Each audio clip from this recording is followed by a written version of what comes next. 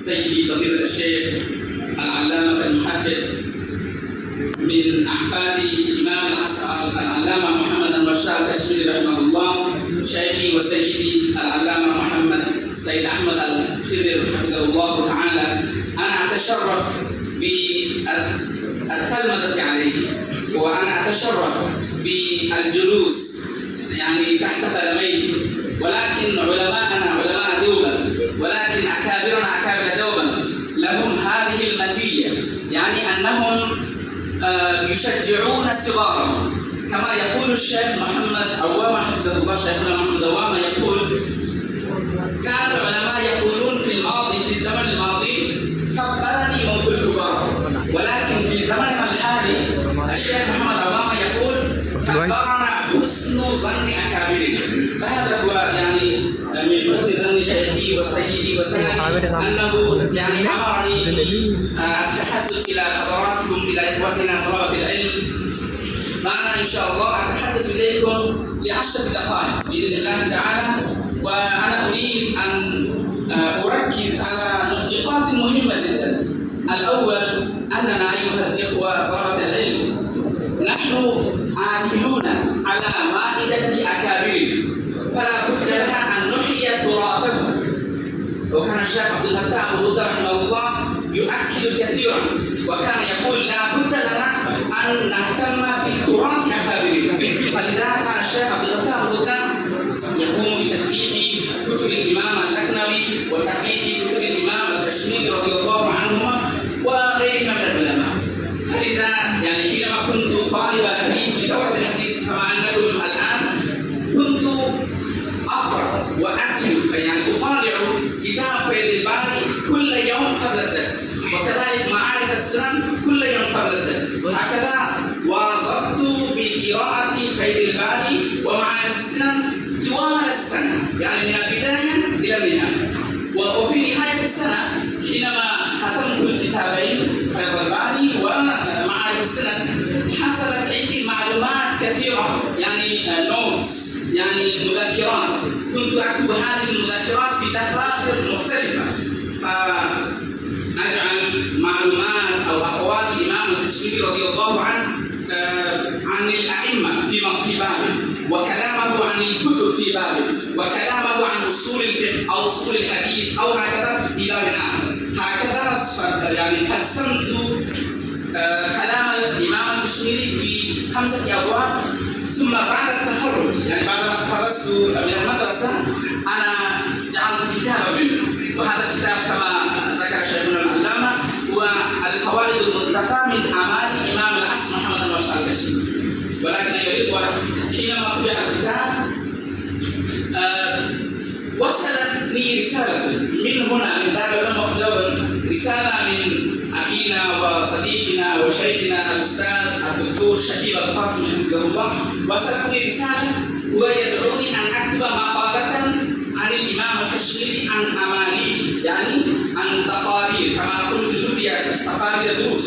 فهو دعاني أن أكتب مقالة عن تقارير الإمام الكشميري رضي الله عنه. فبدأت بالبحث وبالدراسة وبالتفتيش عن هذه الأعمال أين نزلت. طبعا فيض الباري معروف، معارف السنن معروف، أنوار الباري معروف مشهور جدا. فأنا يعني باحثت وحاولت أن أجد أعمال غير معروفة، أعمال لا تعرف، أعمال لم تطبع بعد. فبحمد الله وبفضله وببركة أكابرنا حصلت على مخطوطة، وهي يعني هذه المخطوطة أقدم من 100 سنة. هذا الطالب، هذا التلميذ درس على الإمام الكشميري رضي الله عنه في دار دولة، درس عليه الصحيح للإمام البخاري، درس عليه الجامع للإمام الترمذي، درس عليه سنن أبو داود أيضا، ولكن ليس كل هذه في سنة واحدة، في سنوات مختلفة متطاولة يعني مختلفة. فحينما قرأ سنن أبي داود على الإمام الكشميري رضي الله عنه، هو كتب هذه الدروس بالعربية. وهذا الشخص هو ليس من العرب، هو من سلهب، من مدينة سلهب، والإمام الكشميري رضي الله عنه كان يتكلم بالهندية يعني في الدرس أو بالفارسية أحيانا، ولكن الطالب يكتب بالعربية. فحصلت على هذا المخطوط من حفيد المؤلف، من حفيد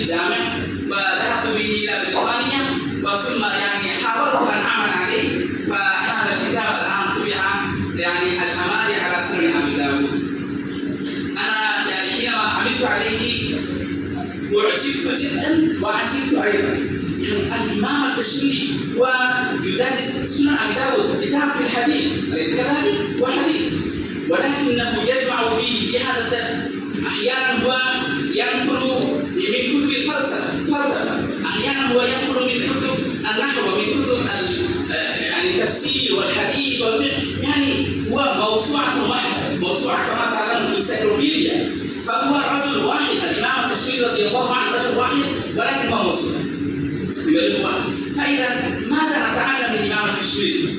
وحتى نحن طلبة العلم ماذا يمكن لنا أن نستفيد من الإمام الكشميري حتى نكون يعني لا نكون مثله ولكن نكون مثله في هذا الزمان، بنسبة هذا الزمان يمكن لنا أن نكون مثله ببركته يعني بفضل الله سبحانه وتعالى.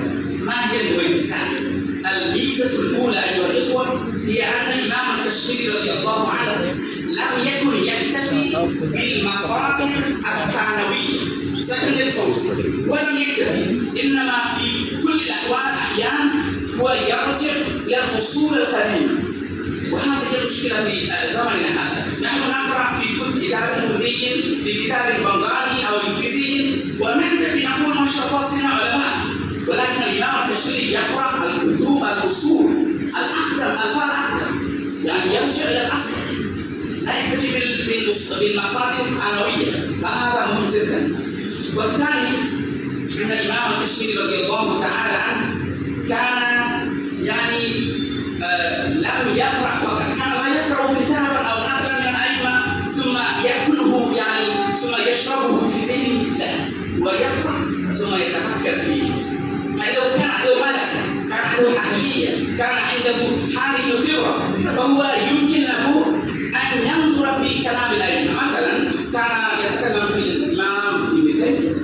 ابن تيمية رجل عالم كبير جدا، ولكن الإمام الكشميري رحمه الله كان عنده هذه الملكة، هذه الأهلية، هذه العلوم، فلهذا هو لا ينقض الإمام ابن تيمية كما ذكر شيخنا العلامة الآن، لا ينقض فقط يعني بحبه للتنقيد، بل ينقض بحبه للعلم، فإنه كان يعني أهلا لله.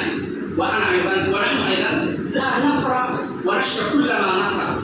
يقول شيخنا محمد عوام حفظه الله: لا تصدق كل ما تقرأ، لا تصدق كل ما تقرأ. وفي زماننا هذا مواقع التواصل الاجتماعي تدمر عقولنا، فنحن نصدق كل ما نقرأ في مواقع التواصل الاجتماعي، وهذا يفسد عقولنا. فهذا يعني هذه ميزة أخرى.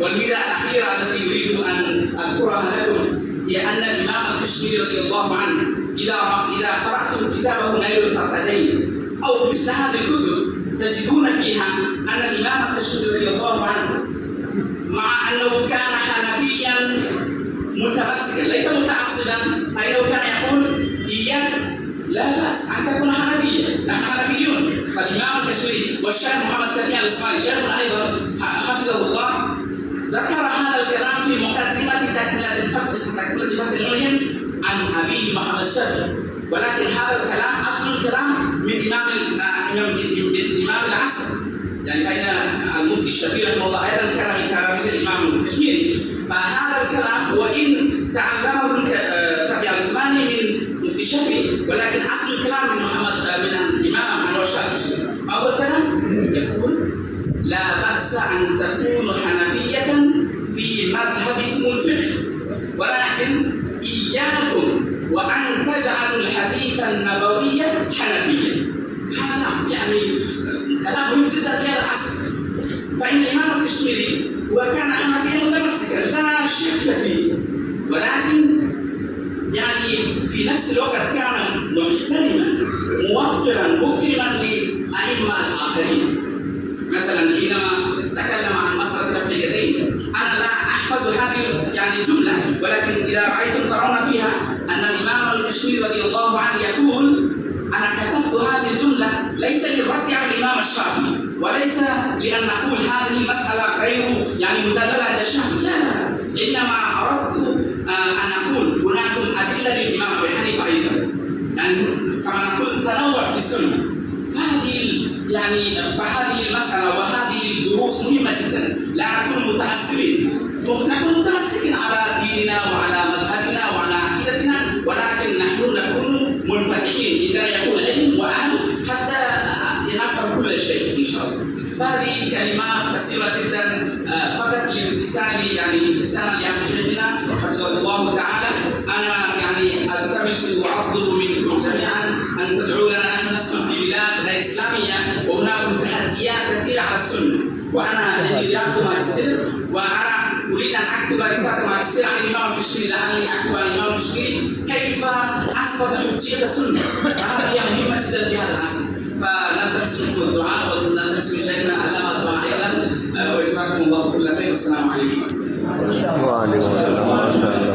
देखिए मुख्तसर वक्त के अंदर हजरत ने तमाम पहलुओं पर रोशनी डालकर हम सबको खुश कर दिया। माशाअल्लाह, अल्लाह ताला आपको आफियत